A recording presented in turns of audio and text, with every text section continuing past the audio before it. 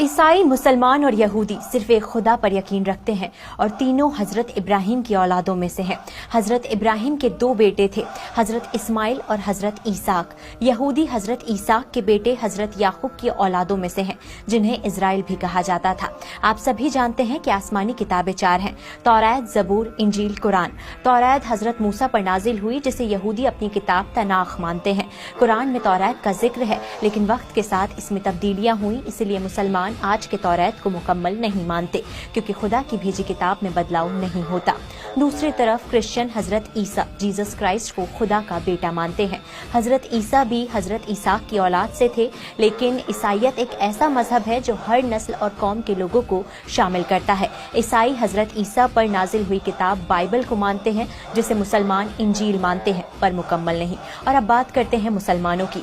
हजरत इब्राहिम के पहले बेटे हजरत इस्माइल की औलाद से अरब कबीला निकला, जो आखिरी पैगंबर मोहम्मद साहब के जरिए इस्लाम को मानने वाला मुसलमान बना, जिनकी मुकद्दस किताब कुरान है।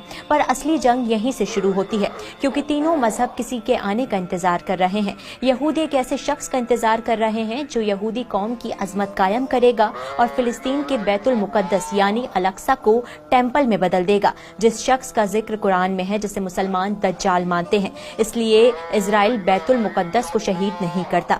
दूसरी तरफ ईसाई यानी क्रिश्चियन हजरत ईसा के आने का इंतजार कर रहे हैं। उनका मानना है कि वो दोबारा यरूशलेम यानी फिलिस्तीन में आएंगे, ताकि कयामत के दिन यानी जजमेंट डे पर गुनाहों का हिसाब लें और खुदा की हुकूमत को मुकम्मल तौर पर कायम करें।